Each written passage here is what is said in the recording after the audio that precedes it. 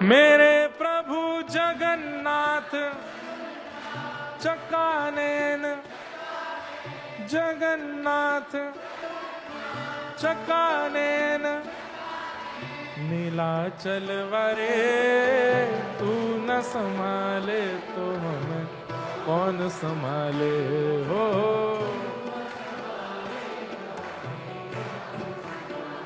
हाँ तू न संभाले तो हमें कौन संभाले हो। कपिल देवहूति संवाद, जहां पर देवहूति माता को भगवान कपिल 24 अवतारों में एक अवतार भगवान का कपिल अवतार।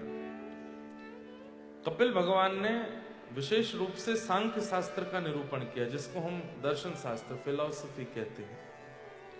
भगवान कपिल से ही वो प्रकट हुई है। तो भगवान 4 प्रकार के अपने भक्तों के विषय में बताते हैं, तामस, राजस, सात्विक और निर्गुण। इन चारों भावों को सुनकर के आप लोग आकलन कीजिए कि क्या ये गुण मुझ में तो नहीं, और इन चारों में कौन प्रिय कौन अप्रिय, यह भी ठाकुर जी ने बताया। मुझे कौन से प्रिय है और कौन से अप्रिय है। तो सबसे पहला भगवान यहां वर्णन कर रहे हैं, सब लोग बहुत ध्यान से सुनिए। भक्ति योगो वह विधो मार्गेर्भामिनी भाव्यते, स्वभाव गुण मार्गेण पुंसां भावो विविद्यते। हे मां, अपनी मैया को प्रवचन कर रहे हैं। पूरा कपिल देवहूति संवाद तो नहीं सुनाऊंगा मैं, लेकिन बस ये समझ लीजिए कि अनेक प्रयास और तप करने के बाद भगवान पुत्र रूप में प्रकट हुए देवहूति माता के। और मैया ने, अच्छा ये बीच बीच में ये बहुत सुंदर हारमोनी चलती रहेगी बच्चों की, आप इसके सहित कथा सुनिए। कहीं से चीखने की आएगी, कहीं से चिल्लाने की, कहीं से रोने की, तो ये तो स्वाभाविक है। तो ये इसके बीच में आप डिस्ट्रैक्ट मत होना, मैं भी नहीं हूंगा। और ऐसा करना नहीं कि कल से आप आओ बच्चों को नहीं लाओ, बच्चों को तो जरूर लाना है, लेके आइए। पर बीच बीच में जब लगे कि बहुत ज्यादा ही हो रही है, हारमोनी की आवाज बहुत तेज हो रही है, तो थोड़ा उसको जो है सुला आइए या बाहर थोड़ा घुमा लाइए। क्योंकि इतना गंभीर प्रसंग कहेंगे, कुछ भाव, क्योंकि कई भाव प्रकट होते हैं और वो अगर उसमें विक्षेप ना हो, बस बच्चों को लाइएगा जरूर। लेकिन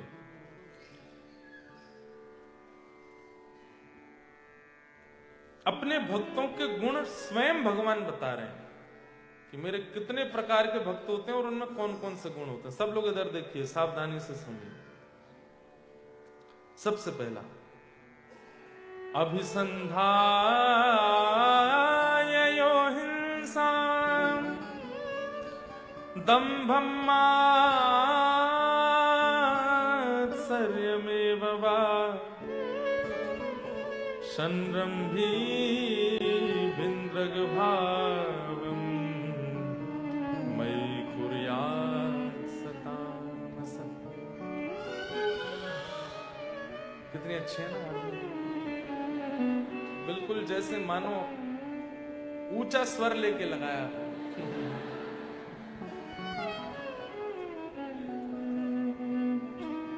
सबसे पहला भगवान बता रहे हैं तामस। मेरे तामसी भक्त का स्वभाव कैसा होता है। अभिसंदाय यो हिंसाम, ये करते तो मेरी भक्ति हैं, आते तो मेरे मंदिर में हैं, मेरा भजन भी करते हैं, नाम भी करते हैं, कथा भी सुनते हैं, उपासना भी करते हैं, लेकिन इनकी तामसिकता खत्म नहीं होती। मतलब कथा भी सुनेंगे, मंदिर भी जाएंगे, नाम जप भी करेंगे, पर खाने की बारी आ जाए तो प्याज भी खा जाएंगे, लहसुन भी खा जाएंगे, कभी कभी तो मांस तक भी खा जाएंगे, छोड़ नहीं सकते। पीने की बारी आ जाए तो चलो सोडा आदि तो कोई बात नहीं, लेकिन वो भी पी लेते हैं जो नहीं पीना चाहिए। मतलब भजन भी करते हैं और सारे संसार के काम भी करते हैं। ठाकुर जी कहते हैं ये तामसी भक्त है। माँ ने धीमे से पूछा आपको पसंद है? ठाकुर जी ने कोई उत्तर नहीं दिया। प्रिय नहीं है। और हां या ना अगर ना बोला जाए, कुछ आपने पूछा और सामने वाला व्यक्ति अगर मौन हो जाए तो उत्तर मतलब ना ही है। ठाकुर जी कहते हैं ये मुझे प्रिय नहीं। क्यों? इनका स्वभाव तामसी है।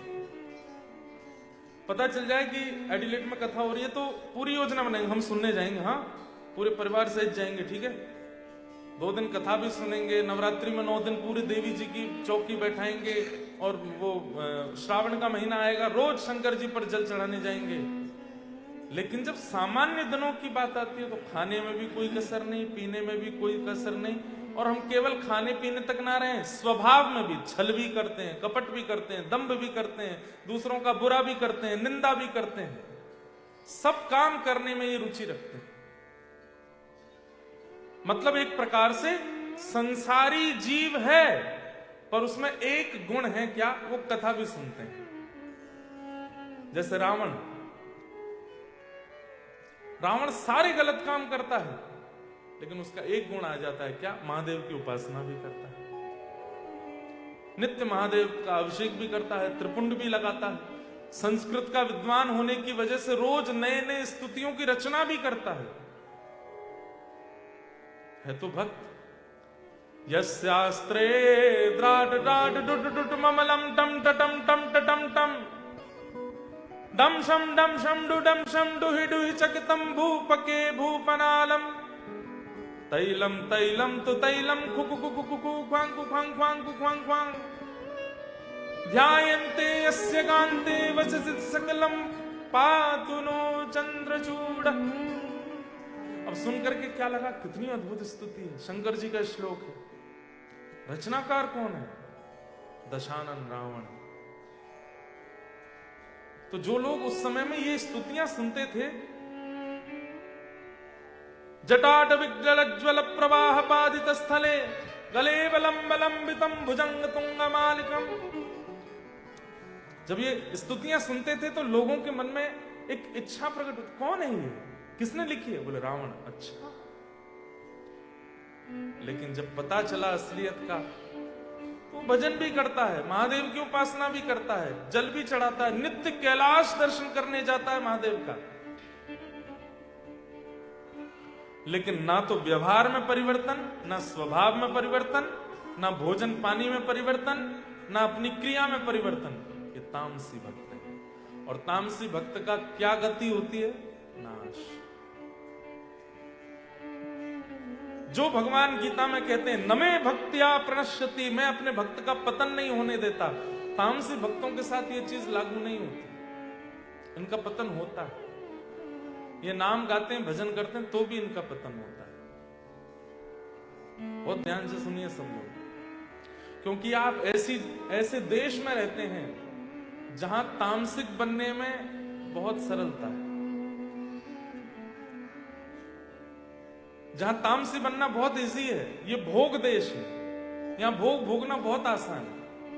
आंखों की इच्छा, कानों की इच्छा, हाथों की इच्छा, पैरों की इच्छा, जीव की इच्छा, त्वचा की इच्छा पूरी करने में यहां बहुत प्रयत्न नहीं करना पड़ता, बहुत जल्दी पूरी हो जाती है। इसलिए यहां सावधान। मैं कभी कभी मेरे मन में आता है कि भारत में रहने वाले व्यक्ति को इतने परिश्रम की आवश्यकता नहीं है, पर यहां रहने वाले व्यक्ति की तो कठोर परीक्षा होती है। क्यों? उसके सामने भोग वस्तु खुले में रखी है, भोग लो। लेकिन यहां रह करके कि भी यदि किसी ने अपने ऊपर संयम कर लिया तो शायद भारत में भजन करने वाले से पहले ठाकुर जी मिल जाएंगे उसको, कि तुमने भोग देश में रह करके भी। अब भारत में भी वैसे कोई कमी तो रहनी गई है, सब कुछ हो रहा है वहां भी, और इतना खतरनाक हो रहा है कि समझ नहीं आ रहा क्या हो रहा है। तो तामसी भक्त का भगवान लक्षण बताते हुए कह रहे हैं, इनके अंदर हिंसा की भावना रहती है। मतलब विशेष रूप से आगे वाले नीचे वाले, ऊपर तो मेरी आंखें कम जा रही है, आप लोग तो यहीं देखते रहो, हिलना भी नहीं, हाँ सुनते रहो। 2 ही दिन है आपके पास, इसलिए गवाना नहीं। इनके अंदर हिंसा की भावना रहती है। भजन करने से, कथा सुनने से, नियम करने से, नाम करने से व्यक्ति का स्वभाव बदलना चाहिए, लेकिन इनके मन में हिंसा की भावना रहती ही रहती है। जरा सी कोई बात हो जाए तो ये लड़ने पर आतुर हो जाते हैं और अपने आप को भक्त कहते हैं। माथे पर तिलक लगाते हैं, कंठी माला रखते हैं, एकादशी का व्रत करते हैं, और जैसे ही कोई माहौल हुआ लड़ाई झगड़े वाला तो तुरंत लड़ने भी लगते हैं। ठाकुर जी कहते हैं तामसी बात, हिंसा कर देते, मार पीट, लड़ाई झगड़ा, गाली गलौज, इन सब में इनकी रुचि रहती है। हिंसा। कितने 2 लक्षण सुन लिए। तीसरा लक्षण क्या है? दंभ। इनके अंदर थोड़ा सा पाखंड भी होता है। पाखंड कैसा? माला इसलिए नहीं कर रहे हैं कि सब मुझे ठाकुर जी मिले, माला इसलिए कर रहे हैं कि सबको दिखे कि मैं माला करता हूं, मेरे पास माला रहती है। कंठी इसलिए नहीं पहन रहे हैं कि मेरा वैष्णव आभूषण है, कंठी इसलिए पहन रहे हैं कि सबको पता चले कि देखो मेरे गले में कंठी माला है, मैं वृंदावन से संबंध रखता हूं, इसलिए गले में पहनते हैं। कथा में इसलिए नहीं आए कि हम परिवर्तन करना है, पता चल गया है कि मेरे फ्रेंड ग्रुप के बहुत लोग जा रहे हैं, उन सबको बताना भी तो है कि मैं भी कथा सुनता हूं। आजकल भक्ति ट्रेंड में चल रही है, इसलिए लोग भक्ति करते हैं, ताकि क्योंकि नॉर्मल किसी कार्यक्रम में जाके फोटो डालेंगे तो 100 लाइक्स, पर भक्ति के कार्यक्रम में जाके फोटो डाले गए तो शायद 350-400 पहुंच सकते हैं, इसलिए करते हैं। मतलब दंभ, वो केवल नाटक मात्र हो रहा है। ठाकुर जी की सेवा सुनना, कथा सुनना, सेवा करना आदि आदि सब में दंभ है। 5वां लक्षण कितने हो गए? 1 2 3 4। चौथा लक्षण क्या है? मात्सर्य दोष। मात्सर्य दोष का मतलब क्या होता है? ईर्ष्या। कथा सुनते हैं, भजन करते हैं, नाम करते हैं, लेकिन जैसे हमसे सुंदर कोई आ गया,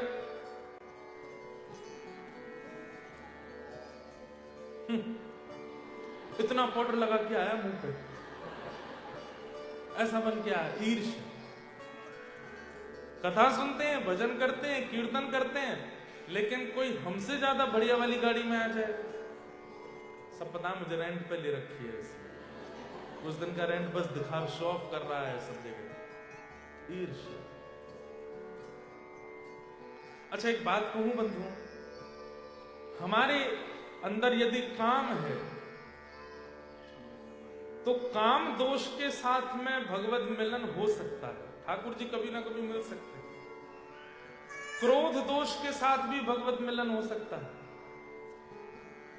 कोई भी दोष संसार का यदि हमारे अंदर है तो वह ठाकुर जी नजरअंदाज करके हमें मिल सकते हैं, लेकिन एक ईर्ष्या का दोष ऐसा है जिसको ठाकुर जी नजरअंदाज नहीं कर पाए।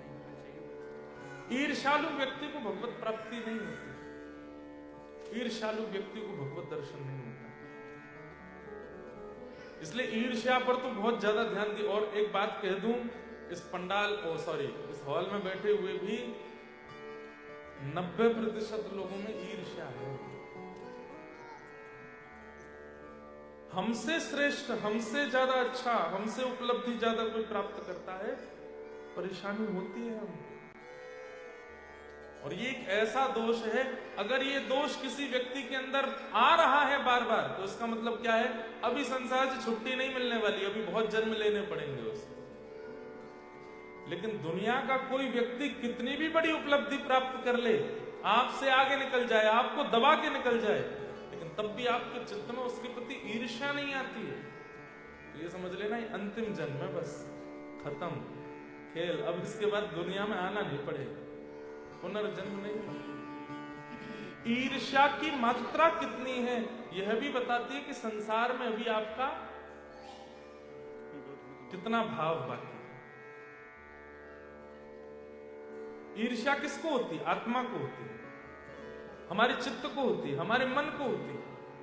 इसका मतलब अभी उसको और यश चाहिए संसार में, उसको और धन चाहिए, उसको और सुंदरता चाहिए, उसको और ज्यादा ख्याति चाहिए, उसको और ज्यादा उपलब्धियां चाहिए, जन्म होगा उसका। लेकिन कोई व्यक्ति शांत हो जाए, प्रशांत हो जाए, कोई कुछ भी करे, उसके चित्त को ईर्ष्या नहीं होती। ठाकुर जी और उपलब्धि दीजिए, और आगे बढ़ाइए, सबको और सुंदर बनाइए, और श्रेष्ठ करिए, ऐसी भावना यदि किसी की है तो ये उसका अंतिम जन्म मानिए। अच्छा, एक जगह मैं कहीं किन्हीं महापुरुष से सुन रहा था कि संसार में जितने भी गुण हैं, संसार में जितने भी गुण हैं, यदि वो गुण किसी व्यक्ति में एक साथ दिखने लग जाएं, सरलता, सौम्यता, निष्कपटता, निश्चलता, समझ जाना चाहिए उसका अंतिम जन्म।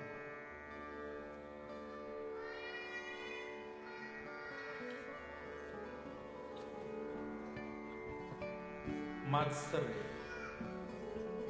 इस दोष से बचिए।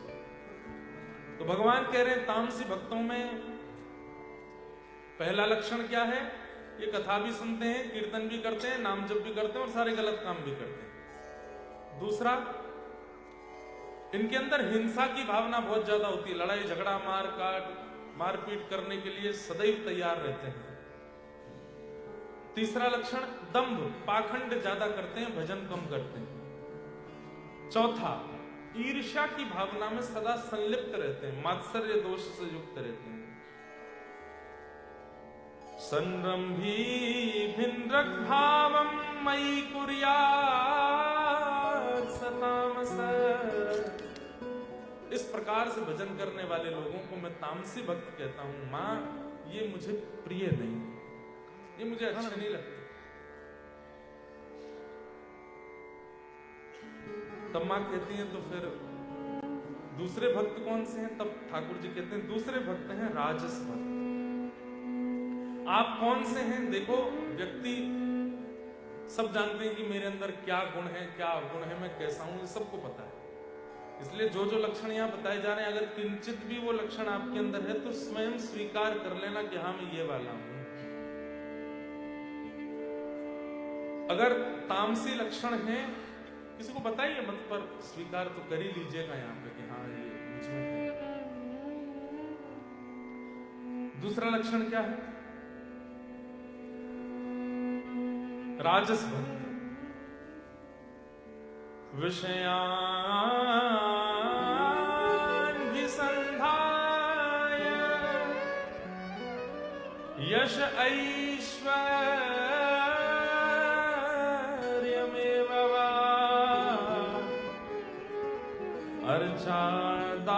अर्चादावर्चयेद्यो मां पृथक् भावस राजस।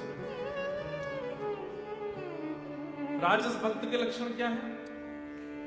तब ठाकुर जी कहते हैं ये मेरे पास केवल मांगने ही आते हैं, ये मेरे पास केवल मांगने ही आते हैं। हे ठाकुर जी, मेरा ये काम करवा दी, सोने का छत्र चढ़वाऊंगा। काम जैसे होने लगता है तो बीच में फिर सोने का तो बहुत महंगा हो रहा है, चांदी का करवा। ठाकुर जी को लोभ देते हैं, हे दुर्गा मैया मेरा ये काम करो, वैष्णो देवी पैदल चढ़ के आऊंगा ऊपर।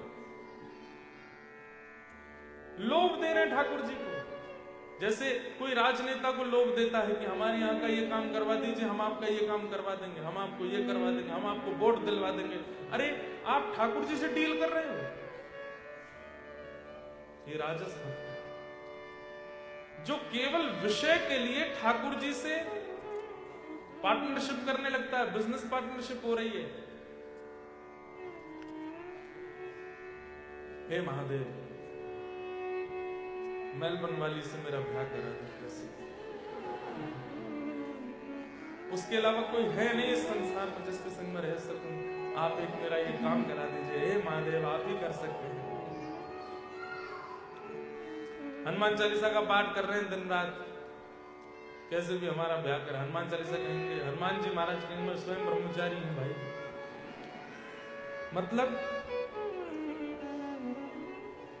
विषयों के लिए ठाकुर जी की आराधना करने वाला व्यक्ति।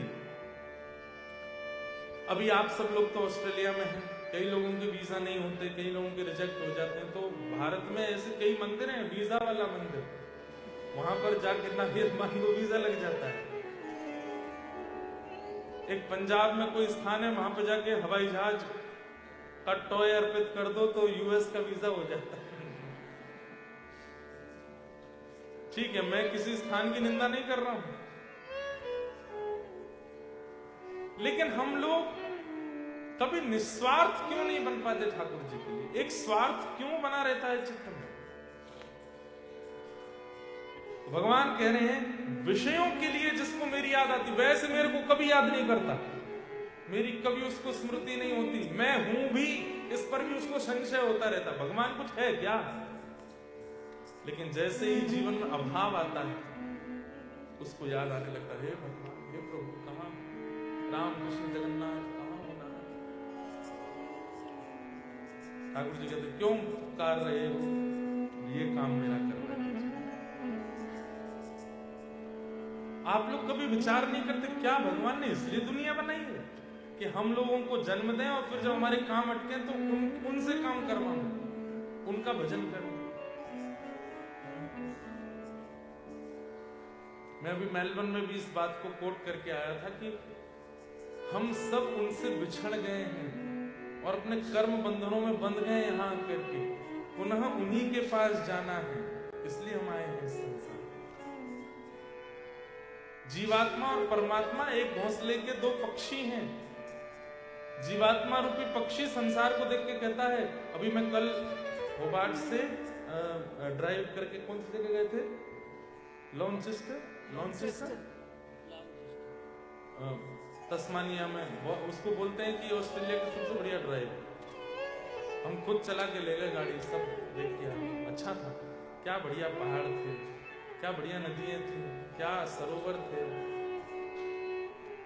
एक बात कहूं, पहाड़ तो हैं आपके ऑस्ट्रेलिया में, पर इन पहाड़ों पर बद्री विशाल और केदारनाथ नहीं। नदियां तो हैं, पर गंगा यमुना जैसी आचमन करने वाली नदियां नहीं। लोग तो हैं, पर उन लोगों के चित्त में श्री किशोरी जी नहीं। वन तो हैं, पर वृंदावन नहीं। सब कुछ है, लेकिन फिर भी बहुत कुछ सीखना है भारतीय लोगों को। हमारे पास अमृत जैसी वस्तुएं हैं, लेकिन हमने उनके स्तर को बहुत सामान्य कर दिया। और उसके पीछे कारण भी है कि भारत का सबसे बड़ा जो मुझे लगता है कि एक थोड़ी सी कमी जो रह रही है वो ये, क्षेत्रफल छोटा है, जनसंख्या बहुत ज्यादा है। आपका ऑस्ट्रेलिया इतना बड़ा है, जनसंख्या तो ऐसी है, कितनी है टोटल कितनी है पूरे ऑस्ट्रेलिया की? हैं? दिल्ली से कम है। हम तो सोचे यूपी के आसपास कुछ होगा। और सोचो, भारत से 3 टाइम बड़ा है ऑस्ट्रेलिया, हाँ 7 टाइम्स बड़ा है, लो और ज्यादा, और जनसंख्या दिल्ली से भी कम। भारत में इसलिए थोड़ी अव्यवस्थाएं थोड़ी ज्यादा हो जाती है क्योंकि वहां पर जनसंख्या बहुत ज्यादा है, संभाल पाना बहुत मुश्किल है। नहीं तो भारत का रख रखाव ऐसा होना चाहिए जैसे यहाँ का। एक चीज का अंतर और है, भारत में पवित्रता बहुत है, स्वच्छता नहीं, पर यहाँ पर स्वच्छता बहुत है, पवित्रता नहीं। यहाँ पर स्वच्छता तो बहुत है, व्यक्ति आपको ऐसा लगेगा, हाँ क्या बढ़िया कोट पहन के आया है, क्या शूज कितने बढ़िया है इसके, गाड़ी कौन सी बढ़िया लग्जरी कार में से उतरा। लोग, had you bath today? No, it's a winter season. We only bath twice a week. हफ्ते में 2 ही बार नहाते हैं। कहो तो जिस हाथ से खा रहे हैं उसी से आपको परहुस भी देंगे। यहां पर पवित्रता नहीं है, पर स्वच्छता बहुत है। हमारे भारत में स्वच्छता का अभाव हो गया, पवित्रता बहुत है।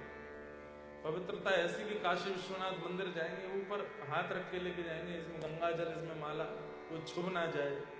पवित्रता खूब, स्वच्छता लाने की आवश्यकता है भारत में। गंगा यमुना जी की ऐसी स्थिति कर दी है, कभी कभी हृदय बहुत रोता है।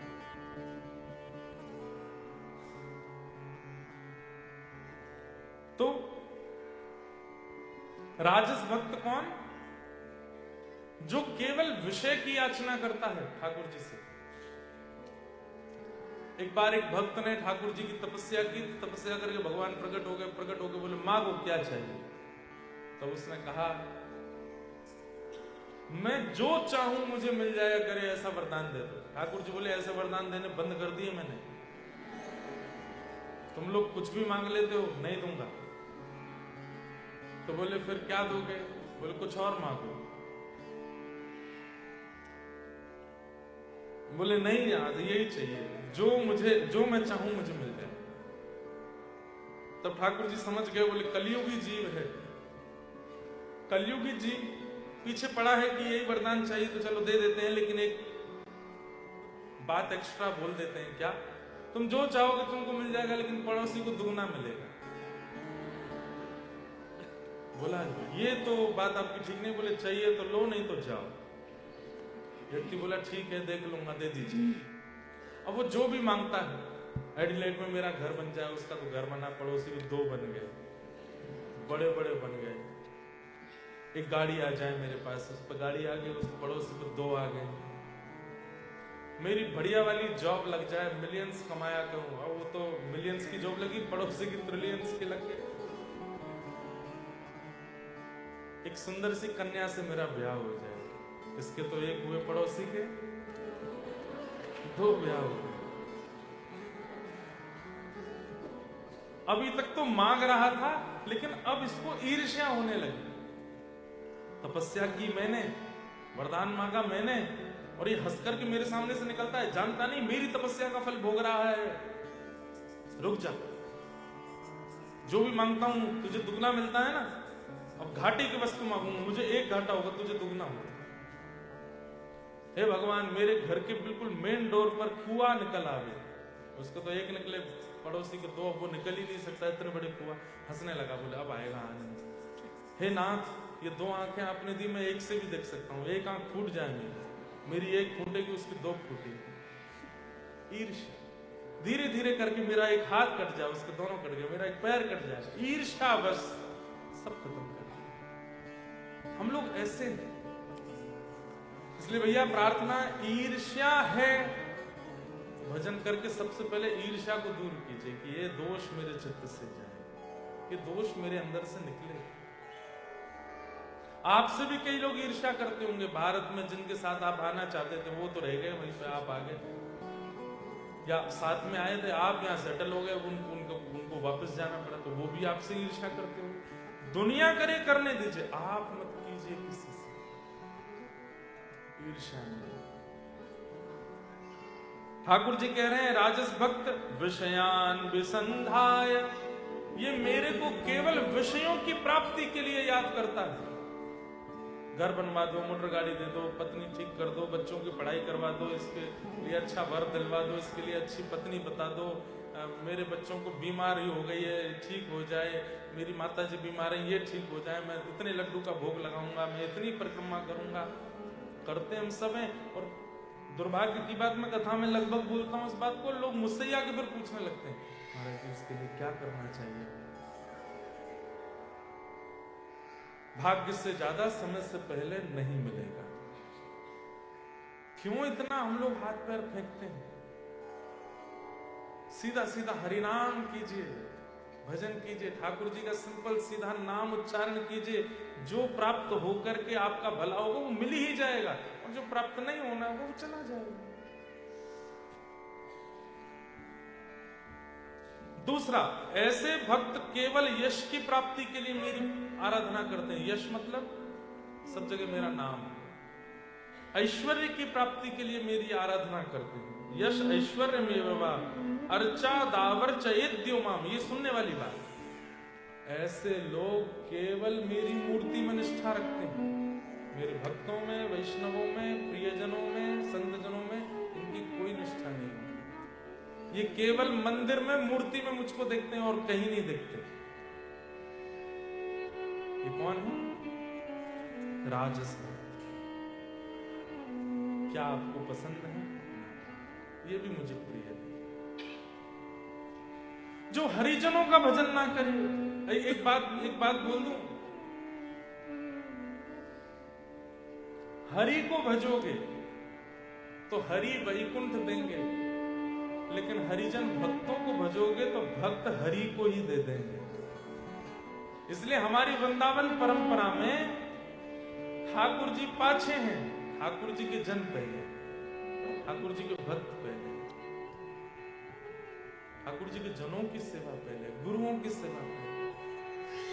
हमारे वृंदावन में आकर के देखिए, ब्रजवासियों की, रसिक जनों की ऐसी सेवा करते हैं भक्तजन। क्यों? बोले इससे ठाकुर जी प्रिय प्रसन्न हैं। और ये बात कोई ऐसी कहने वाली नहीं है, स्पष्ट रूप से श्रीमद् भागवत में वृत्रासुर ने कही है, अहम हरे तब पादैक दासानुदासो भवता स्म भूय मनस्मरे तासुपते गुणांस्ते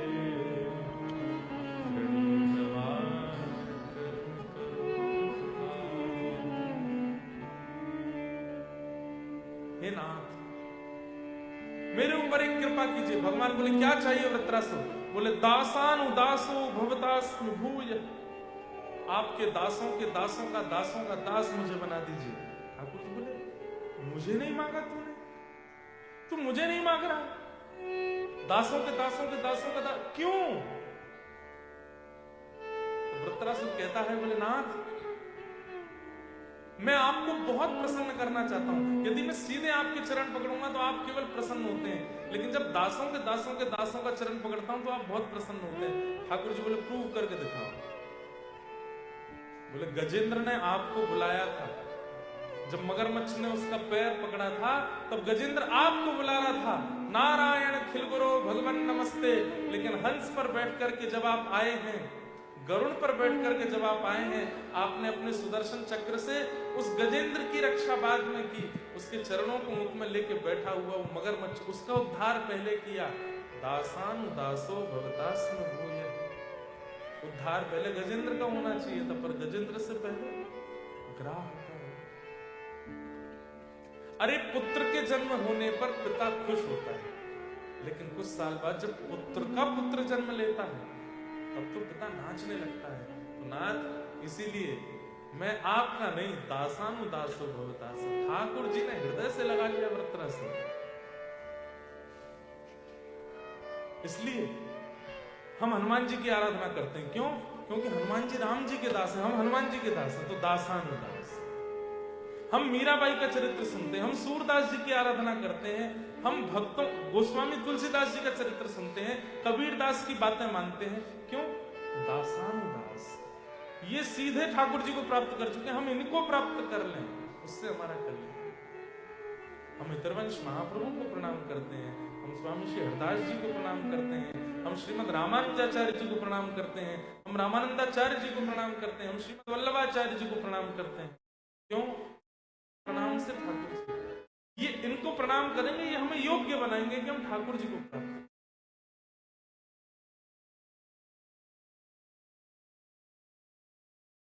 तो जो केवल मेरी अर्चा विग्रह में ही निष्ठा रखते हैं, बाकी मेरे धाम में, नाम में और मेरे भक्तों में बिल्कुल निष्ठा नहीं रखते, ऐसे लक्षणों वाले तामस भक्त हैं, राजस भक्त हैं, ये भी मुझे प्रिय नहीं लगते,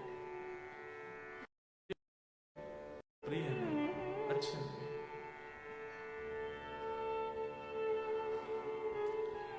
तब मैया ने कहा तो फिर तीसरे भक्त कौन है? तब भगवान कहते हैं सात्विक भक्त। तो सात्विक भक्त के लक्षण क्या है? तो कर्म निर्हारम उद्दिश्य परस्मिन् वा तदर्पणम् यज्ञेदष्टव्यमिति वा पृथक् भावस्य। ये कथा वैसे तो मैं चाहता तो हास्य पद, कुछ आनंद में प्रसंग भी ले सकता था, लेकिन नीम गिलोय खाते हैं ना, तो लंबे काल तक गुलाब जामुन खाने की संभावना बढ़ जाती है। समझ में आई बात? अगर आप नीम खूब खाए हो, नीम गिलोय खाए हो, पहले से अपने आप को भीतर से अंदर से बिल्कुल पुष्ट कर रखा है, तो फिर गुलाब जामुन खाओ, पिज्जा खाओ, पास्ता खाओ, बर्गर खाओ, कुछ भी खा लो, सब पचा लो, तो जो आनंद में प्रसंग है वो सब मीठे हैं, सीधे खिला दिए तो शुगर हो जाएगी आपको, इसलिए पहले नीम गिलोय खिला रहे, ताकि जब मीठा मीठा प्रसंग सुनो तो कहीं आप लोग, और ये प्रसंग जरूरी है, समझने पड़ेंगे आप, ऐसी बातें हर वर्ष तो नहीं होती यहाँ पे, ये सब बातें आपको पता होनी चाहिए, क्योंकि आप भारत से बहुत दूर हो। कर्म निर्हार उद्देश्य परस्मिन् वा तदर्पणम यज्ञेदष्टव्यमिति वा पृथक् भावस सात्विकः। सात्विक भक्त कौन सा है? तो भगवान कहते हैं ये अपना कर्म करता है और कर्म में पूरा श्रम लगाता है, जीत जाए तो भी मेरी कृपा मानता है, हार जाए तो भी मेरी कृपा मानता है। जीत जाए तो कहता ठाकुर जी थैंक यू, हार जाए तो कहता कोई बात नहीं, ये दुनिया का अंत नहीं, फिर प्रयास करके कुछ और हासिल करना। कर्म निर्हार उद्देश्य परस्मिन् वा तदर्पणम, ये जो कुछ भी करता है सब मुझे अर्पित करता रहता है। मेरा आपकी कृपा से सब काम हो, करते हो तुम कन्हैया, करते हो तुम कन्हैया, मेरा नाम हो रहा है, कृपा से सब काम हो रहा है। पतवार के बिना ही मेरी नाव चल रही है, पतवार के बिना ही मेरी नाव चल रही है। हैरान है ज़माना मंजिल भी मिल रही है, हैरान है जमाना मंजिल भी मिल रही है। करता नहीं सब काम हो रहा, करता नहीं मैं कुछ भी, सब काम हो रहा। ओ करते हो तुम कन्हैया, करते हो तुम कन्हैया, मेरा नाम हो रहा, की कृपा से सब काम हो रहा है। मेरा आपकी कृपा से सब काम हो रहा है।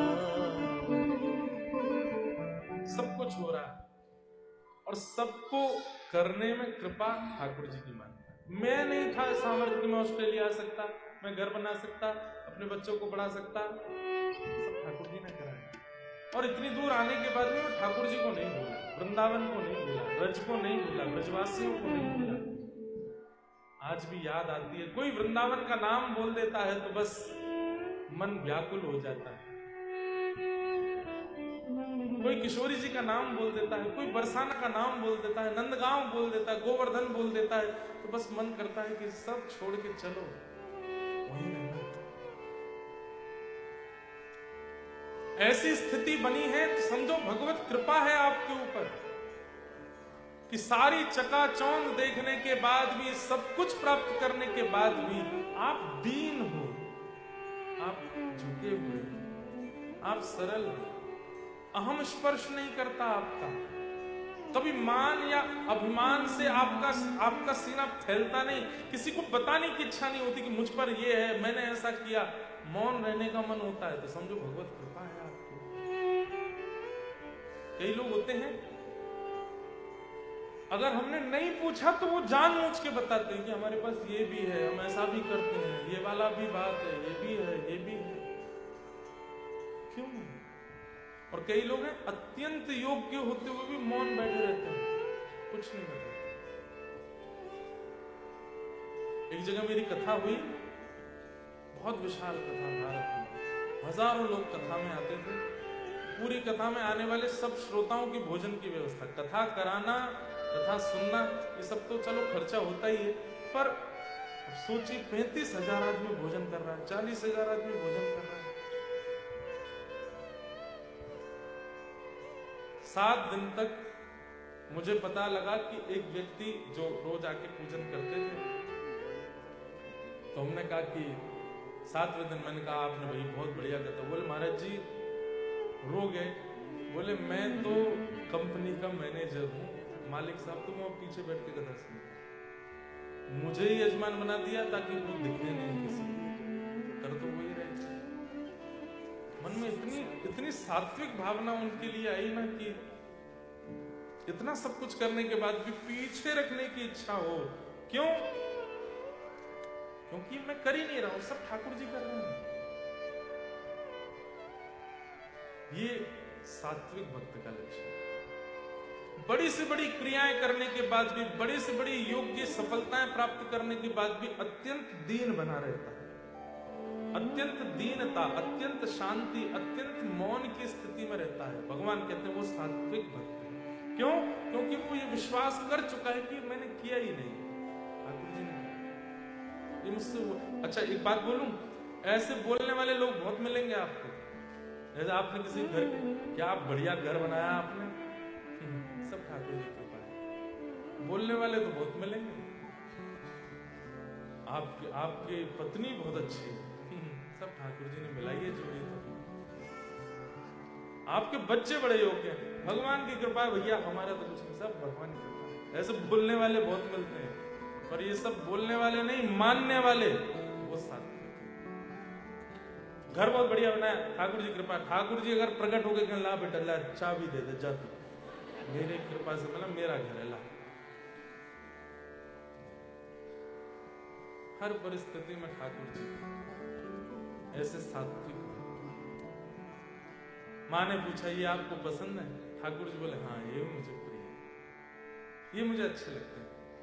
क्योंकि वास्तविकता में माँ संसार में किसी की ताकत ही नहीं है कि वो कुछ कर सके, ये मेरी कृपा से ही हो रहा है सब।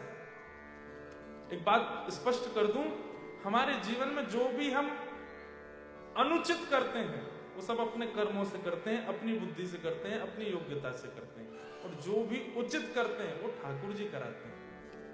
हमारी योग्यता नहीं होती, हमारी क्षमता नहीं होती। इसलिए हर परिस्थिति को ठाकुर जी को अर्पित करके दीन रहना, दैन्य भाव में रहना, मौन रहना, योग्य होते हुए भी अपने आप को सरल बना लेना, ये सात्विक व्यक्ति का लक्षण है। जैसे कई ऐसा होता है कि हमारे ब्राह्मण कुल में या हमारी व्यास परंपरा में कोई बहुत विद्वान होता है ना, तो विद्वानों जैसा गेटअप रख लेता है, यहां से यहां तक बड़े बड़े चंदन लगा लेंगे, जटा वटा बना लेंगे, यहाँ पे इनमें सब में कुछ पहन लेंगे, चलेंगे तो एक आदमी पीछे डंडे लेके चलेगा, छत्र चमर आदि, वो ठीक है। शंकराचार्य आदि महापुरुष तो उनके साथ तो रहता ही है, उनका तो वो प्रोटोकॉल है, पर कई लोग जबरदस्ती बनाए रखते हैं ताकि उनके चाल चलन से लगता है कि भाई ये कुछ है। ऐसे कोई बहुत धनवान होता है तो वो भी शो ऑफ में लगा रहता है, कुछ ना कुछ दिखाना, कैसे भी बताना कि मैं धनवान हूं, मेरे बिना बोले इनको पता चल जाए कि मैं धनवान हूं। ये सब सात्विक व्यक्ति का लक्षण नहीं होता। सात्विक कैसा होता है? अति दीन, अति शांत, कोने में बैठा होगा चुपचाप। हनुमान जी के विषय में आता है, यत्र यत्र रघुनाथ कीर्तनम तत्र तत्र कृतमस्तकांजलिं बाष्पवारि परिपूर्णलोचनं मारुतिं नमत राक्षसान्तकम्। जहां जहां ठाकुर जी की कथा होती है, हनुमान जी निश्चित आते हैं। यहां भी आए हैं, मुझे आपको नहीं पता, आए हैं। स्पष्ट यत्र यत्र रघुनाथ कीर्तनम, जहां जहां राम जी की कथा, कृष्ण की कथा होती है, हनुमान जी जाते हैं। तत्र तत्र कृतमस्तकांजलि, मां हनुमान जी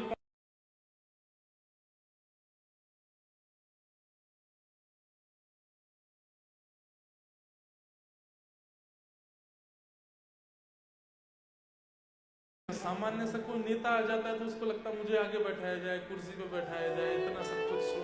लेकिन हनुमान जी महाराज, चारों युग प्रताप तुम्हारा है, प्रसिद्ध जगत उजियारा, साधु संत के तुम रखवारे, असुर निकंदन नाम तुम्हारे। ऐसे हनुमान जी महाराज कथा में कैसे आते हैं? कोने में बैठते हैं, छुप करके बैठते हैं, चुप बैठते हैं और पूरी कथा में रोते ही रहते हैं। भक्तिमती मीरा भाई धनवान है, योग्य है, सर्वगुण संपन्न है, लेकिन कभी किसी कीर्तन में जाती है तो पीछे जाकर के बैठ जाती है और ऐसे करताल लेकर के बैठती है कि उनको देख के कोई कह ना सके कि एक राजघरानी की कन्या है। सरलता, दीनता, सहजता, ये सब चित्त में आने लग जाए, समझो भगवत कृपा आपके ऊपर बनी हुई है।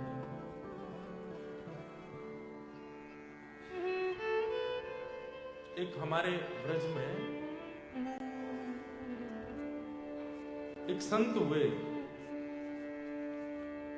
उनका नाम था इंदु भूषण जी, इंदु भूषण बसु। 1922 में इनका प्राकट्य हुआ था, 1922, मतलब अभी कितने साल हो गए? 100 वर्ष हो गए 2022 में, और अभी 26 चल रहा है। तो 1922 में आपका जन्म हुआ था बंगाल में, लेकिन इनके पिताजी रोज हर महीने वृंदावन आया करते थे और इनको भी लेके आते थे, बिहारी जी का दर्शन करते थे। बिहारी जी का दर्शन करके खूब आनंदित होते। इनके पिताजी भी परम वैष्णव भक्त थे, लेकिन बार बार वृंदावन जाते जाते जाते जाते जाते जाते प्रारंभिक स्थिति होती है कि आपने ठाकुर जी को देखा, लेकिन एक स्थिति आती है कि ठाकुर जी ने आपको देखा। आपने ठाकुर जी को देखा, दोनों में अंतर समझिएगा।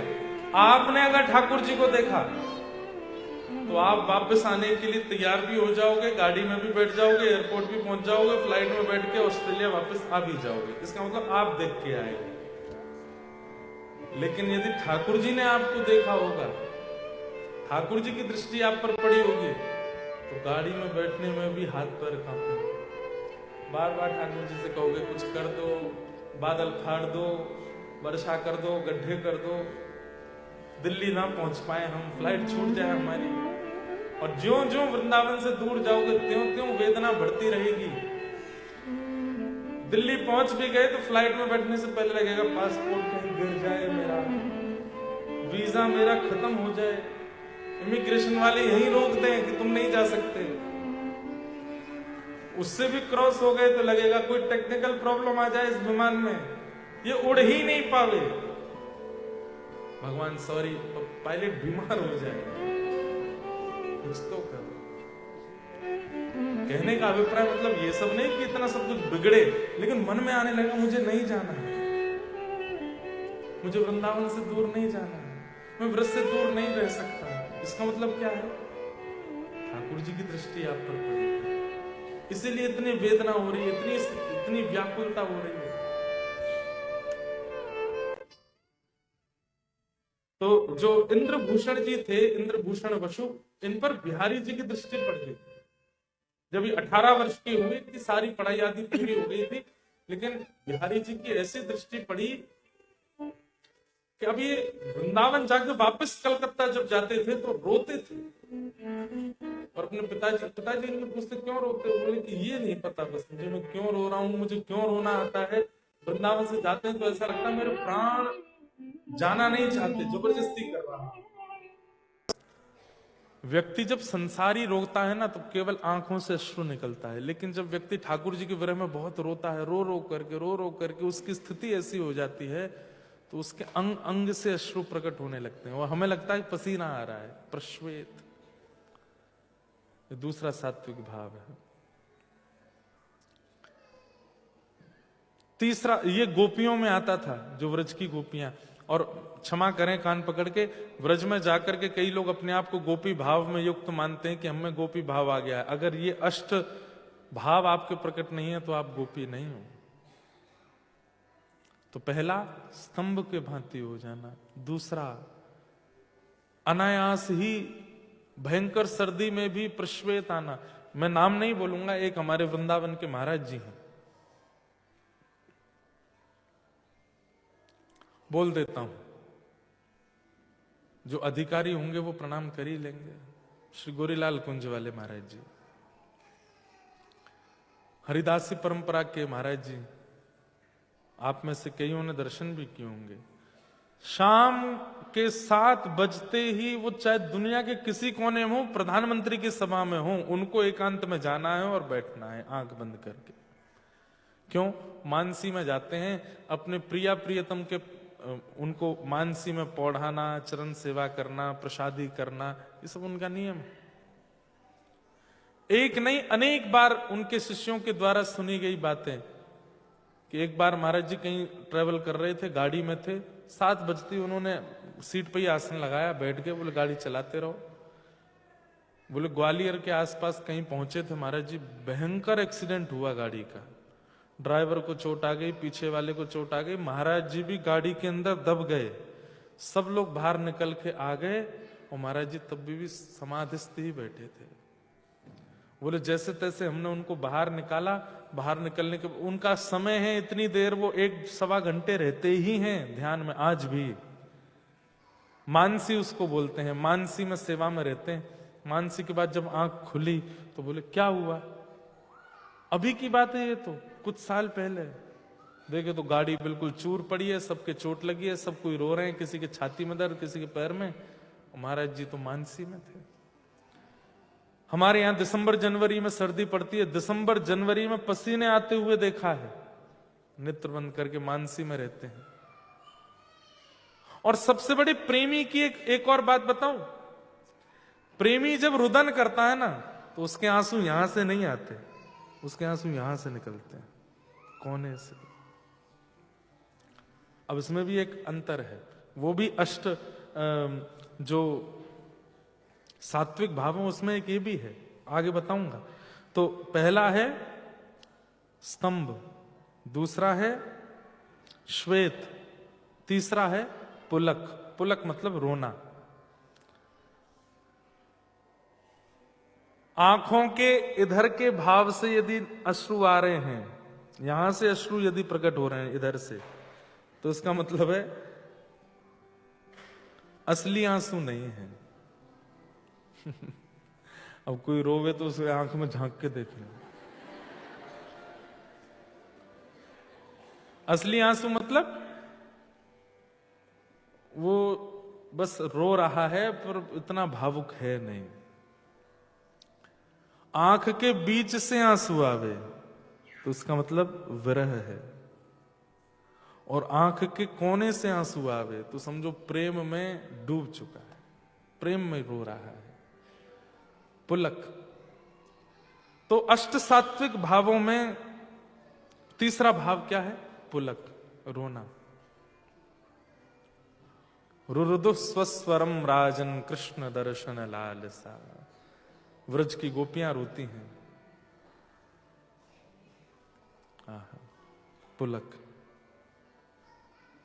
चौथा है स्वर भेद।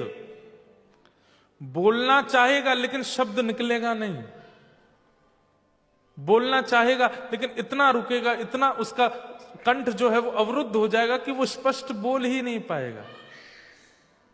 मीराबाई का एक पद है,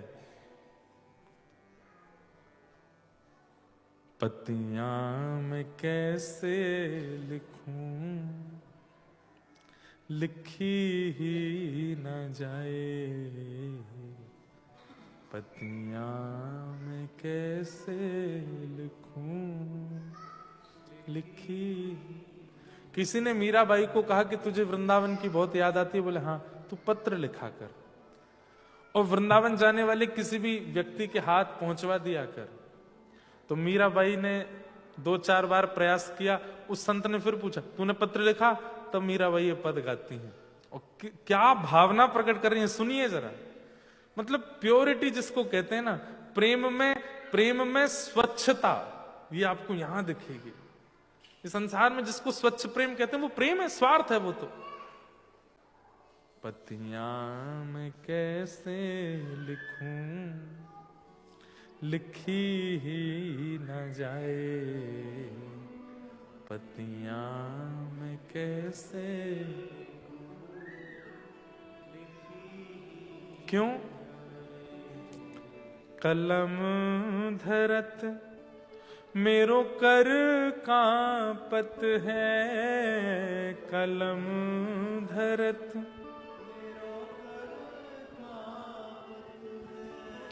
कलम धरत मेरो कर कांपत है, कलम धरत।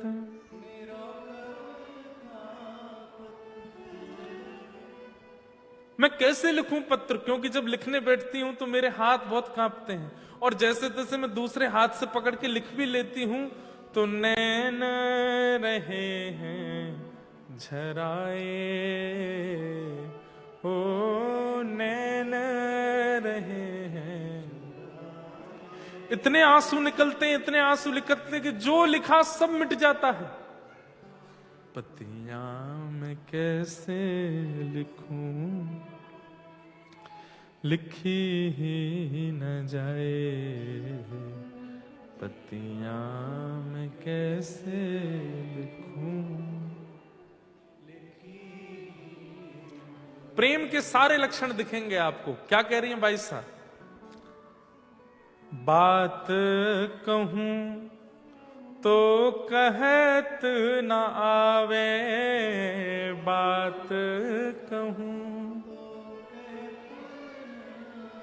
क्यों? जियरा रयो है डराए, हो जियरा।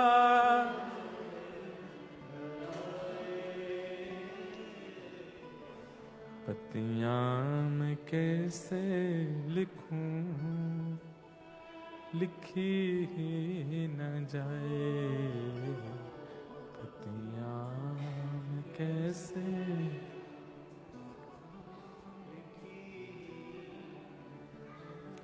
विपत हमारी। अरे मैं ना लिख सकती हूं, ना बोल सकती हूं, ना कुछ कह सकती हूं। बोले तो मेरी स्थिति देख लीजिए और आप वृंदावन जाके बिहारी जी से बता देना मीरा की ऐसी स्थिति है। विपत हमारी देख तुम चाले, विपत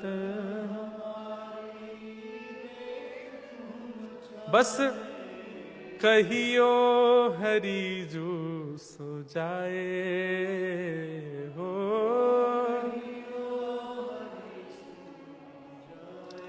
हरि को जाके बता देना मीरा की स्थिति क्या है। खा नहीं पाती, पी नहीं पाती, सो नहीं पाती, पूरे दिन रोती रहती है। अरे उस पर कृपा कर दो। मीरा के प्रभु गिरधर नागर, मीरा के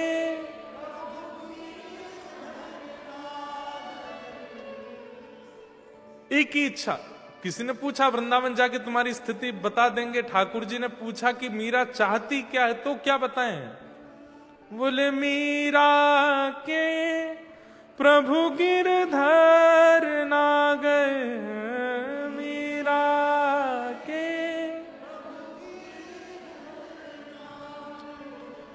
चरण कमल लिपटाए, हो चरण कमल बस, और कुछ नहीं चाहिए। कह देना कि वो अपने चरण में स्थान दे दे।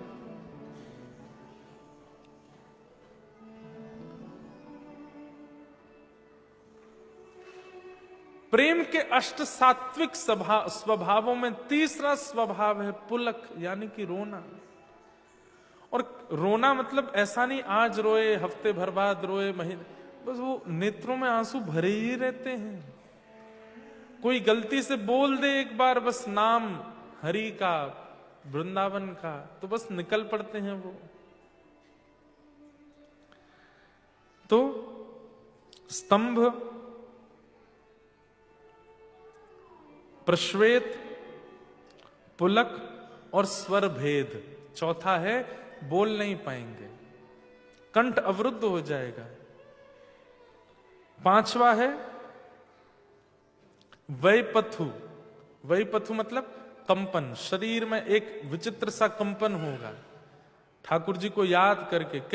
कई वैष्णव ऐसे हैं, अभी मैं होपाट भी गया, वहां एक दंपति प्रणाम कर रहे हैं, प्रणाम करते हुए उनका शरीर कंपन हो रहा था। कंपन सर्दी से नहीं, जाड़े से नहीं, बस विरह में कंपन। शरीर वो आपके वश में नहीं होता, अपने आप होता है। ये अष्ट सात्विक भाव आपके चाहने से नहीं आते, ये ठाकुर जी जब आपके अंग को छूते हैं तब प्रकट होते हैं। वही पथु यानी कि कंपन। उसके बाद वही वर्ण यानी कि रंग का बदल जाना। गोरे थे तो लाल हो जाओगे, आपकी सुंदरता ऐसी हो जाएगी कि व्यक्ति देख करके कहेगा क्या ऐसा प्रयोग करता है कि इतना सुंदर लग रहा है, लेकिन वो सुंदरता हरिस्मरण की होगी। वही वर्ण बदलने लगेगा। मुखमंडल को देख करके, आपके मुख आकृति को देख करके सामने वाले को लगेगा धीर गंभीर है, बहुत स्थिर है, इसको श्रृंगार की आवश्यकता नहीं, सुंदरता तो ऐसी छलकती है। वही वर्ण। व्यक्ति जब महासंसारी होता है तो उसका रूप, उसका यौवन, उसकी आकृति, उसकी प्रकृति, उसका स्वभाव सब संसार की ओर ले जाने वाला होता है। लेकिन जब व्यक्ति भगवत अनुरागी हो जाता है तो उसका रूप, उसका सौंदर्य, उसकी बोली, उसकी चाली, उसके स्वभाव, उसकी मनस्थिति सब हरि की ओर ले जाने वाली होती है। वही वर्ण बदलने लगता है। और मूर्छा, ऐसी स्थिति आ जाती है कि ठाकुर जी को याद करते करते मूर्छित हो गए, एक एक दो दो तीन तीन घंटे हो गए, लेकिन उठे ही नहीं पाए। इस स्थिति में आ जाते हैं। और एक स्थिति होती है रोमांच, यानी कि शरीर के रोए खड़े हो जाना। अरे कुछ सुना नहीं था, कुछ स्पर्श नहीं किया था, बस ठाकुर जी को याद करते ही रोए खड़े हो गए।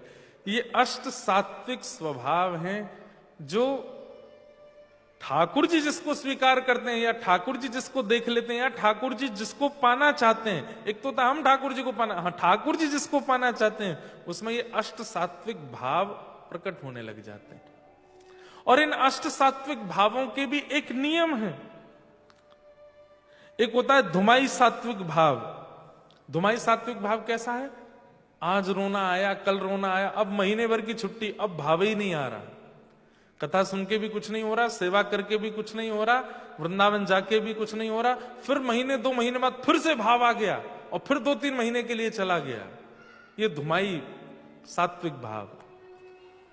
दूसरा होता है ज्वालित सात्विक भाव, मतलब इन 8 में से 2-3 प्रकट होते हैं, सब प्रकट नहीं होते।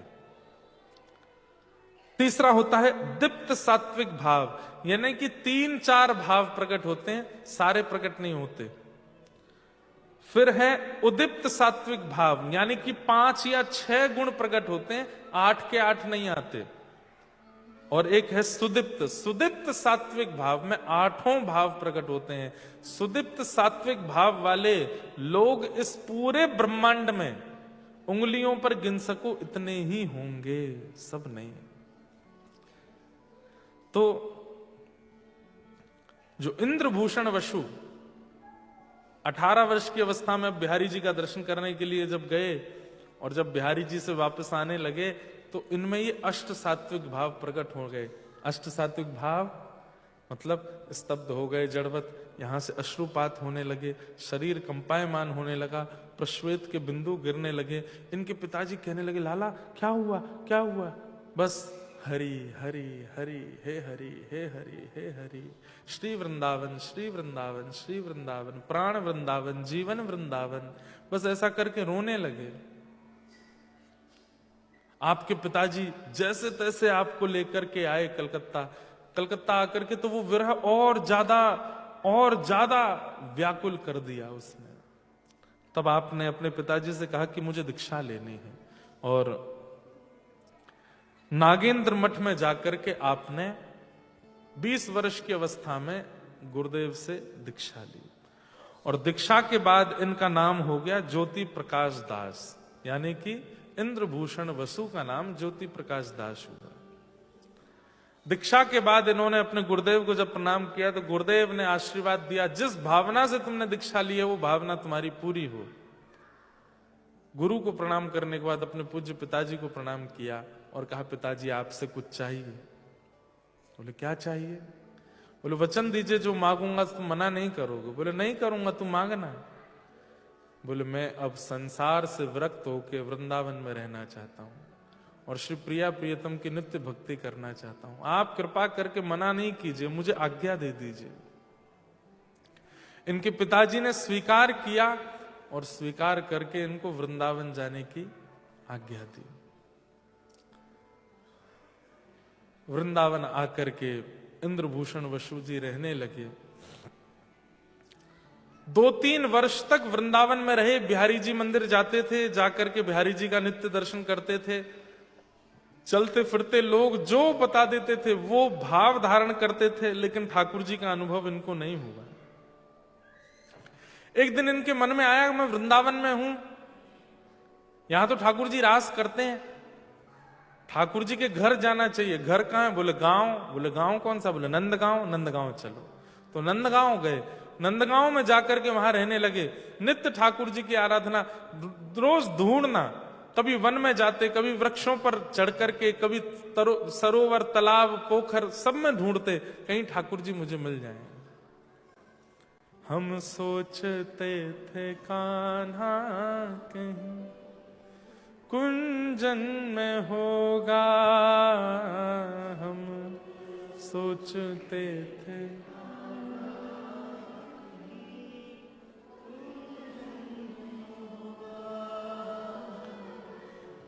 अभी तो मिलन का हमने सुख नहीं भोगा, हाँ अभी तो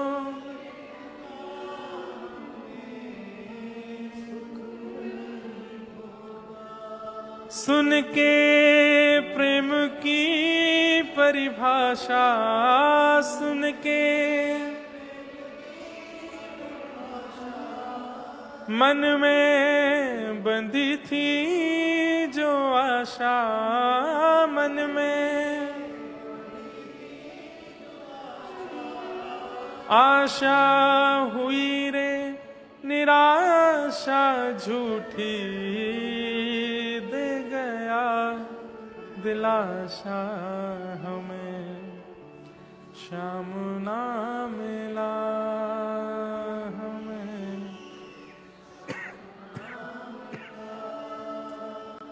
हमें श्याम ना मिला, हमें श्याम ना। हे सुने राधिका दुलारी, सुने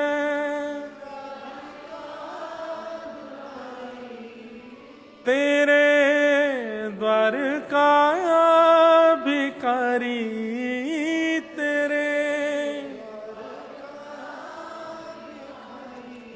तेरे श्याम का पुजारी,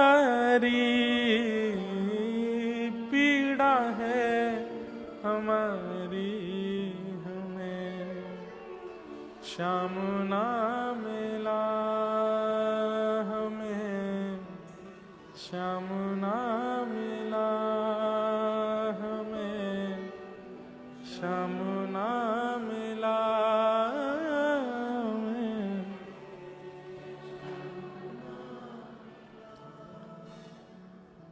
इंद्रभूषण जी ढूंढते हैं कहां है ठाकुर जी। गाय चढ़ती हुई जाती हैं तो पीछे पीछे दौड़ते हैं, ग्वारियाओं को पकड़ लेते हैं, बोले आप बता दीजिए ना श्याम सुंदर कहां। बोले हमें क्या पता कहां है। बोले तुम भैया सबरे गैया चराओ, तुमको पता होती होगी ग्वारिया कन्हैया कहां को गयो है। गोपियों के द्वार पर चले जाते हैं नंदगांव में और द्वार पर खड़े हो जाते हैं। गोपी निकल के आती, कहा चाहिए बाबा। बोले कछुना चाहिए। कन्हैया तुम्हारे घर माखन चुराए हुए आमे नेक बताए दो कहां है। अरे बाबा बावड़ो होगो दिखे, ये 1922 चल रहा है। ठाकुर जी तो माखन चोरी द्वापर युग में क्यों करते, ये तो कलयुग चल रहा है। अरे तुम सब मोते मिलवानो नए चाहो या हमारे मुंह को नए बता रहे हो।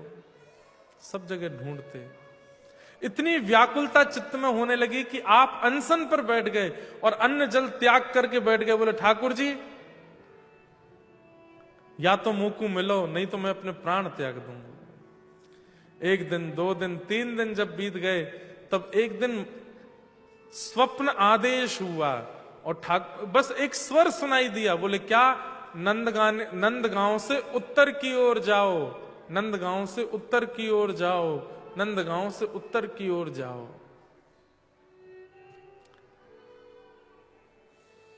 तब इंद्रभूषण जी ने देखा नंदगांव से उत्तर की ओर क्या है, और जैसे नंदगांव से उत्तर की ओर देखा तो उत्तर में ही श्री बरसाना धाम है। तब इंद्रभूषण जी के मन में आया, अरे यहां व्रज में आए मुझे 3-4 वर्ष हो गए और मैंने वो पद्धति का पालन नहीं किया जो होनी चाहिए थी। अरे आते पहले श्री जी की शरणागति लेनी चाहिए थी, आते सीधे बिहारी जी चलो गए हो, वृंदावन वास कियो, नंदगांव आए गए हो। अरे मैंने किशोरी जी के चरण तो पकड़े ही नहीं। दंडवती करते हुए बरसाना गए और प्रत्येक सीढ़ी को प्रणाम करते हुए श्री जी के भवन में ऊपर दर्शन करने के लिए गए।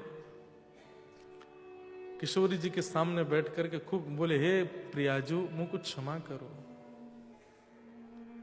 मैंने आपको भजन नहीं किया, आपको स्तवन, आपके दर्शन नहीं किए।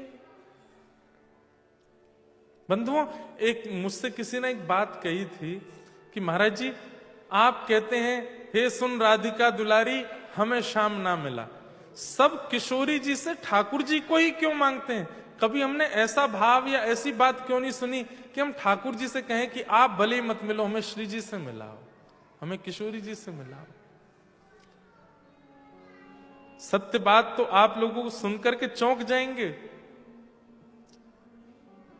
किशोरी जी मिलती ही कृष्ण विरह करने वालों को है, और इस बात का प्रमाण श्रीमद् भागवत की कथा है। गोपियां जब कृष्ण विरह में गोपी गीत गाने को आतुर हुई हैं, व्याकुल हो गई हैं, अष्ट सात्विक स्थिति प्रकट हो गई है, तो भागवत जी कहती हैं कि यमुना पुलिन पर किशोरी जी उन्हें प्राप्त हुए हैं। किशोरी जी को प्राप्त करने का साधन क्या है? कृष्ण विरह। कृष्ण विरह से किशोरी जी मिलती हैं, क्योंकि कृष्ण विरह में जब संभाल नहीं पाता व्यक्ति स्वयं को, तब श्री जी ही आती हैं उसको संभालने के लिए। और कोई साधन ही नहीं है किशोरी जी को प्राप्त करने का, एक ही साधन है, क्या? कृष्ण विरह। आज इंद्रभूषण जी को बरसाना की प्राप्ति, रात भर रोते रहे द्वार पर बैठे बैठे। तभी द्वार पर एक छोटी सी लाली आई और आकर के एक थाल हाथ में लेकर के बोली, बाबा 5 दिन आते भूखो बैठो, ले जल्दी ले प्रसाद पा, श्री जी को प्रसाद है। तो आपने कही, नहीं लाली मैं नहीं पाऊंगा, मैंने नियम लिया है, जब तक ये प्रिया प्रियतम युगल नहीं मिलेंगे तब तक मैं भोजन ग्रहण नहीं करूंगा। अरे बाबा मना नायक क्यों करें, ये तो श्री जी को प्रसाद है, या को तुरंत लेना चाहिए, जल्दी ले बाबा। बाबा उस लाली की ओर देखते रहे, मना नहीं कर पाए, थाल ले लिया, थाल का प्रसाद लिया, मंगला के दर्शन खुले। जैसे ही बाबा भीतर गए, भीतर जाकर के जैसे ही पुनः मंगला के दर्शन किए, तो जिस आभूषण और जिस वस्त्र में वो बालिका बाहर आई थी, वही वस्त्र भीतर श्री जी ने धारण किए हुए हैं।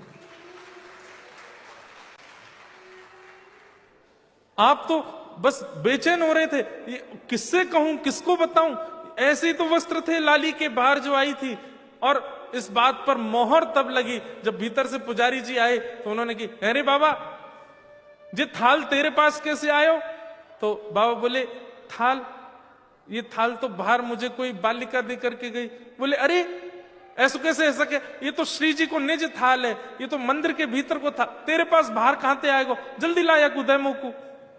और थाल लेकर के जब वो भीतर जाने लगे तब वो स्पष्ट समझ गए। बोले कि वो बाहर लाली नहीं, वो तो किशोरी जी आई थी। आप इतने रोए, इतने रोए। और तब किशोरी जी से कहा कि हे श्यामा जी, कृपा करो, मेरो जन्म क्यों भयो है? मैं बंगाल का जन्मा, वृंदावन से मुझे प्रीति क्यों हुई है? मुझे किस कारण से यहां बुलाया है? ये मुझ में जो भाव प्रकट हो रहे हैं, ये मेरी क्षमता तो नहीं है। मेरे परिवार में भी किसी ने इतना भजन नहीं किया। ये मुझ में ऐसे गुण लक्षण क्यों आ रहे हैं? क्यों मैं इतना बेचैन आपसे मिलने के लिए हो रहा हूं? क्या बात है, स्पष्ट करो। तब किशोरी जी ने स्वप्नाज्ञा करके कहा, अरे फूल सखी, और उनका नाम फूल सखी हो गया। तू हमारी फूल सखी है और तेरो काम फूलन सो श्रृंगार करके निकुंज बिहारी लाल को प्रसन्न करनो है। चल जा, अब इन फूलन की सेवा से आनंद कर। यही प्रसिद्ध फूल बाबा हुए ब्रजमंडल के।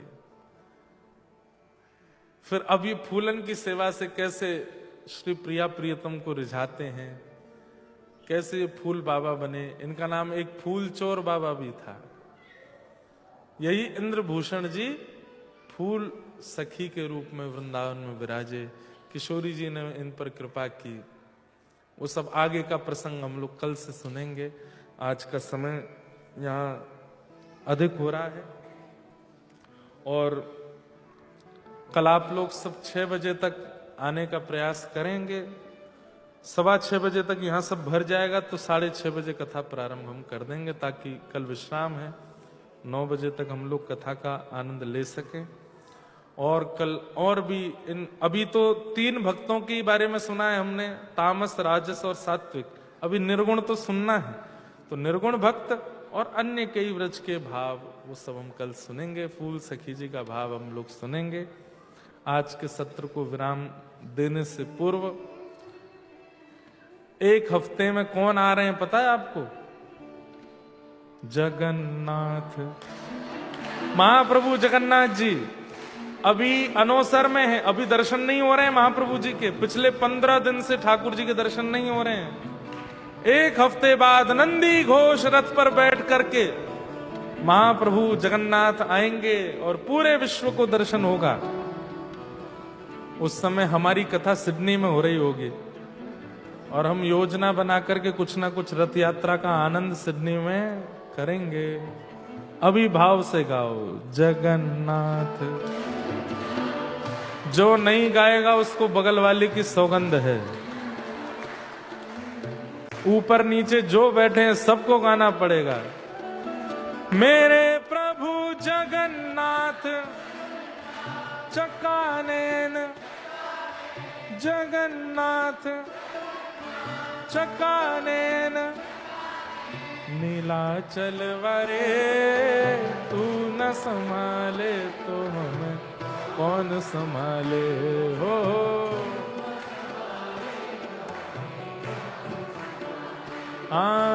तू न संभाले तो हमें कौन संभाले हो।